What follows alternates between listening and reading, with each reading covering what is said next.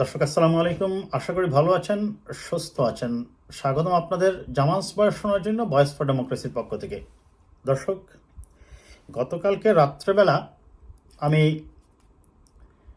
জার্মানির থেকে প্রচারিত ডয়চে বেলের একটি অনুষ্ঠান শুনছিলাম বাংলাদেশের বিষয়ে।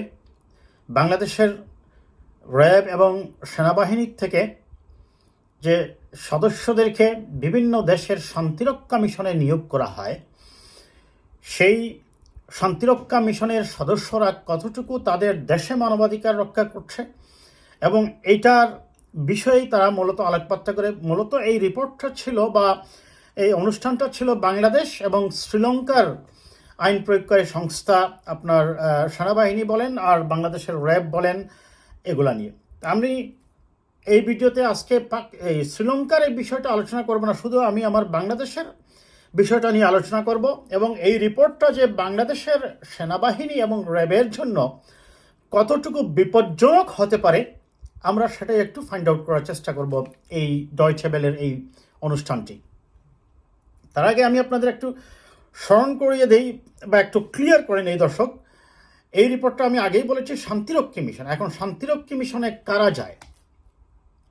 যখন কোনো দেশের ওই সংশ্লিষ্ট স্টেট বা রাষ্ট্র বা সরকার তার নিজস্ব শান্তি শৃঙ্খলা বা পিস কিপ করতে না পারে, শান্তি রক্ষা করতে না পারে, তখনই তারা জাতিসংঘের সাহায্য চায় এবং জাতিসংঘ তার সদস্য রাষ্ট্রগুলোর থেকে সেনাবাহিনী বলেন বা বাংলাদেশে বর্তমানে যে র্যাব আছে এই র্যাব থেকেও বলেন এই সদস্যগুলো দিয়ে থাকে।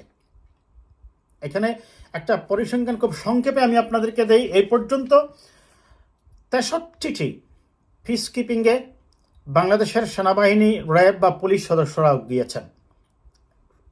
তারা এই 63টি পিস কিপিংয়ের মধ্যে 40টি দেশে তারা সার্ভ করেছেন এবং সর্বমোট আমাদের সৈন্য সংখ্যা সার্ভ করেছে 1,67,274 জন। সর্বমোট বিভিন্ন দেশের বিভিন্ন পিস কিপিংয়ে তারা অংশগ্রহণ করেছে। এই সদস্যদের মধ্য থেকে দুঃখজনকভাবে আমরা হারিয়েছি আমাদের বাংলাদেশের 167 জন পিস কিপারকে। তাদের পরিবারের প্রতি রইল সমবেদনা এবং তাদের আত্মার প্রতি থাকলো শান্তি কামনা।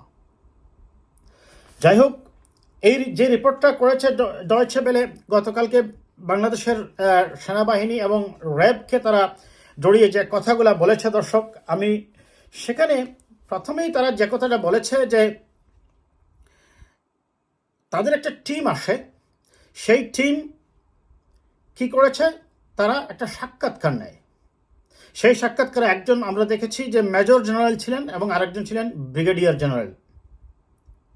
এখানে তারাই বলছেন যে কোনো সৈন্যকে কোনো ধরনের সাক্ষাৎকার নিতে দেওয়া হয়নি, অর্থাৎ যারা ফিজিক্যালি মাঠে অংশগ্রহণ করে এই ধরনের কোনো সৈনিককে কোনো সাক্ষাতের সুযোগ দেওয়া হয়নি।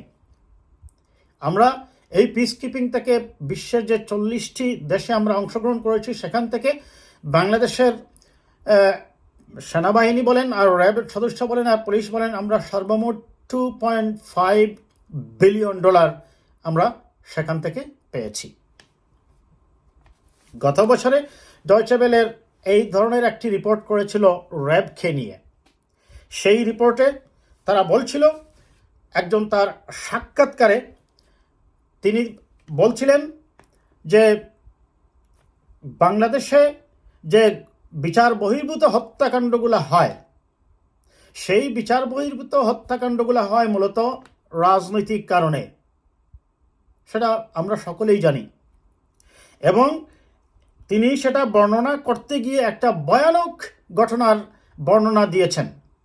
তিনি বলেছেন তার সাক্ষাতে যে যখন তিনি একজনকে ক্রসফায়ারে মারতে গিয়েছিলেন, তখন তার মাথার থেকে খুলি এসে তার ইউনিফর্মে পড়ে যায়।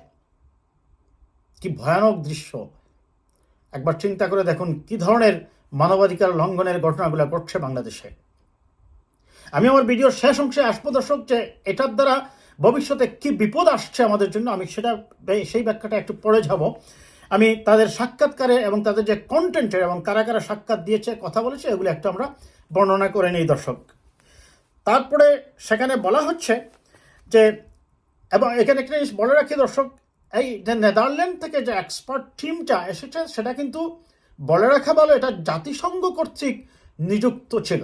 সেই নেদারল্যান্ডের এক্সপার্ট টিমটা, সেই টিমের সাথে তারা সাক্ষাতে যখন নিচ্ছিল ওই সংশ্লিষ্ট ব্যক্তিদের এবং যারা পিস কিপিংয়ে অংশগ্রহণ করেছে তাদের একজন বলছিল যে যারা বাংলাদেশে র্যাবে কখনো চাকরি করেছে বা চাকরি করেছিল, খেয়াল করবেন কথাটা, র্যাবে যখন চাকরি করেছে বা চাকরি করেছিল এই ধরনের কাউকে ইউনাইটেড নেশনসের পিস কিপিংয়ে না নিতে তারা অনুরোধ করেছে। এবং এক্সকিউজ মি দর্শক, এবং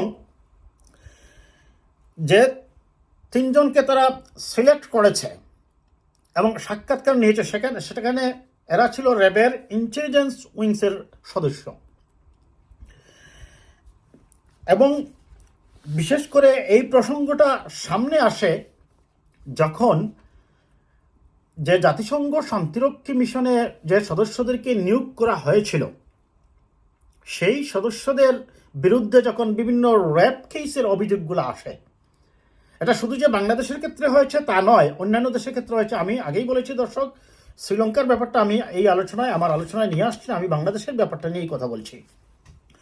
তখন জাতিসংঘের পক্ষ থেকে সংশ্লিষ্ট দেশগুলোকে একটা কন্ডিশন আরোপ করা হয়। সেই কন্ডিশনে বলা হয় যে আপনার যে সদস্যের বিরুদ্ধে রেপের অভিযোগ ছিল বা যারা মানবাধিকার লঙ্ঘনের দায়ে অভিযুক্ত বা যাদের বিরুদ্ধে মানবাধিকার লঙ্ঘনের অভিযোগ আছে, যারা মানবাধিকার লঙ্ঘন করেছে, এবং ভয়ানক কথা হচ্ছে তারা যোগ করেছিল জাতিসংঘের সেই এই রুলস অ্যান্ড রেগুলেশনে যে যাদের বিরুদ্ধে মানবাধিকার লঙ্ঘন এবং রেপের মতো অভিযোগ আছে পর্যন্ত তাদেরকে জাতিসংঘের শান্তিরক্ষী মিশনে পাঠানো যাবে না। এখন এইটা করার পর দেখা গেল যে এই শান্তিরক্ষী মিশনে আপনারা জানেন যখনই কোনো দেশে শান্তি শৃঙ্খলা না থাকে তখন বিভিন্ন দেশ থেকে সৈন্য যাবে। যখন উন্নত দেশগুলো দেখলো তাদের এই সৈন্যদেরকে তারা যখন ওই জায়গায় পাঠাবে, তো ওইখানে খুব সঙ্গত কারণে সেটা তৃতীয় বিশ্বের দারিদ্র্যপীড়িত দেশগুলোর মধ্যেই হয় থাকে মূলত এই রাজনৈতিক অস্থিরতা, সামাজিক অস্থিরতাটা বা গৃহযুদ্ধগুলো ঘটে। তারা দেখলো যে তাদের ওই সৈন্যরা ওই পরিবেশের সাথে খাপ খাইয়ে তারা চলতে পারছে না। তখন তারা বললো যে না, আমরা আমাদের সৈন্যদেরকে তুলে নেব। অনেক ধনী রাষ্ট্র, বিশেষ করে যেমন অস্ট্রেলিয়ার কথাই ধরুন, তারা তাদের সৈন্য একবার তুলে নিয়ে আসছে পিস কিপিং থেকে।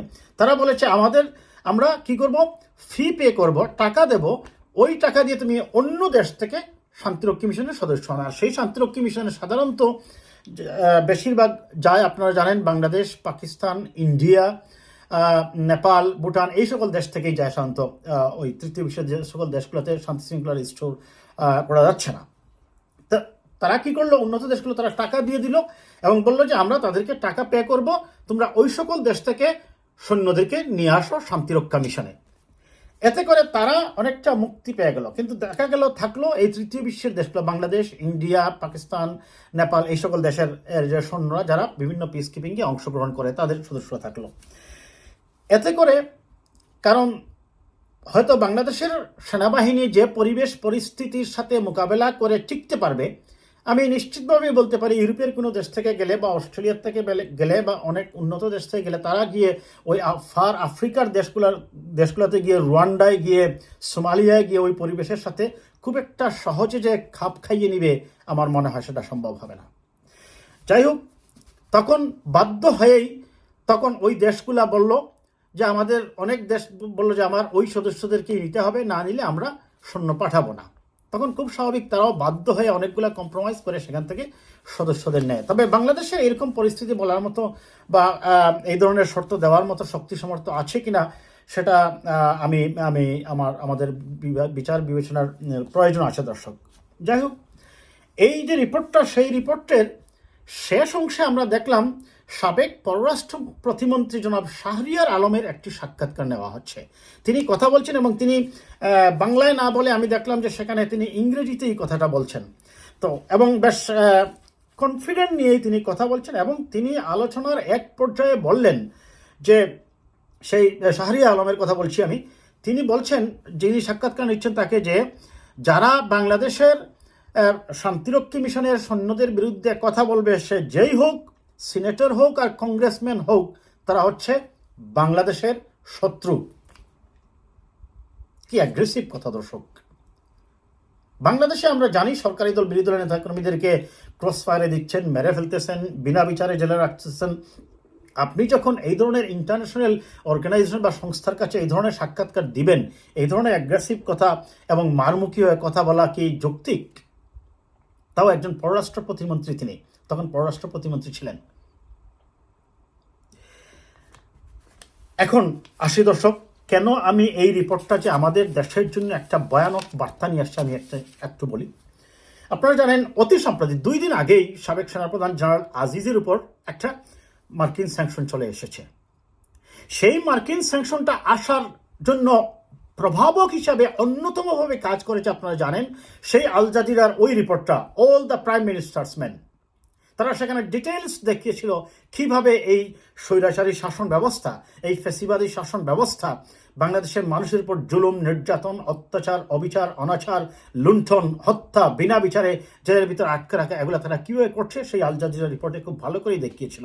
এবং সেখানে সেই অল দ্য প্রাইম মিনিস্টার্স মেনে আপনারা দেখেছেন জেনারেল আজিজকে খুব অত্যন্ত নগ্নভাবে উপস্থাপন করা হয়েছে, যাতে সেনাবাহিনীর মানমর্যাদা ক্ষুণ্ণ হয়েছে, দেশপ্রেমিক সেনাবাহিনী প্রশ্নের সম্মুখীন হয়েছে। আজ এখন তার উপর আসলো নিষেধাজ্ঞায়। তিনি সাবেক সেনাপ্রধান ছিলেন। মূলত ওই রিপোর্টের কারণেই আমি বলবো তার ব্যাপারে এই ধরনের তদন্তগুলো শুরু হয় এবং অনেক পরে মার্কিন যুক্তরাষ্ট্র এই স্যাংশনটা দিল।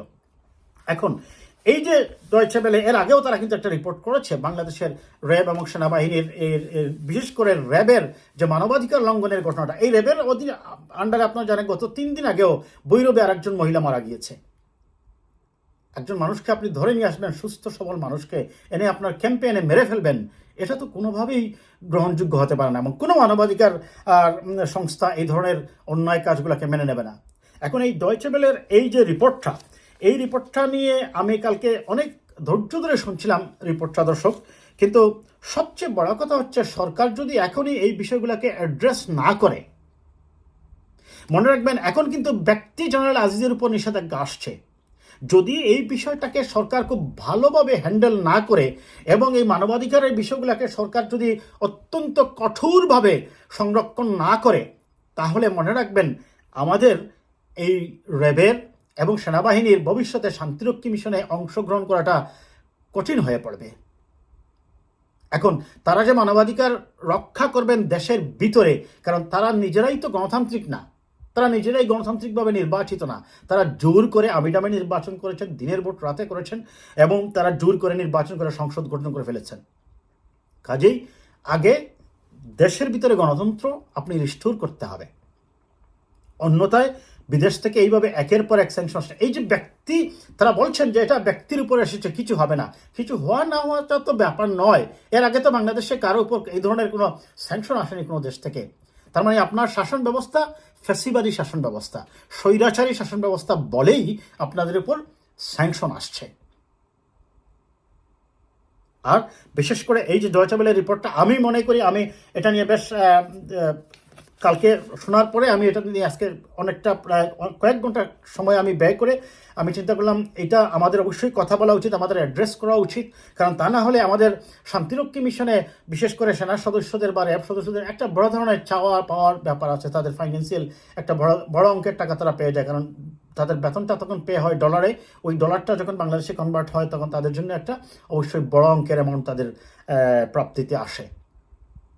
তবে সরকার যদি এটা অ্যাড্রেস না করে এবং এই মানবাধিকার লঙ্ঘনের বিষয়গুলা, বিরোধী মতকে নির্যাতন করা, এমনকি এই যে শাহরিয়া আলম সাহেব সাক্ষাৎকারে যে ভাষায় কথা বললেন যে কংগ্রেসম্যান এবং সিনেটর যেই হন না কেন তিনি হয়ে যাবেন বাংলাদেশের শত্রু, এই ধরনের কথা বলার আগে, দেশের গণ্ডির বাহিরে কাউকে মন্তব্য করার আগে তাদের অবশ্যই আরও বেশি সতর্ক হতে হবে এবং এই মানবাধিকারের ইস্যুগুলো যদি অ্যাড্রেস করতে না পারেন তাহলে দেশের জন্য ভয়ঙ্কর বিপদ আছে।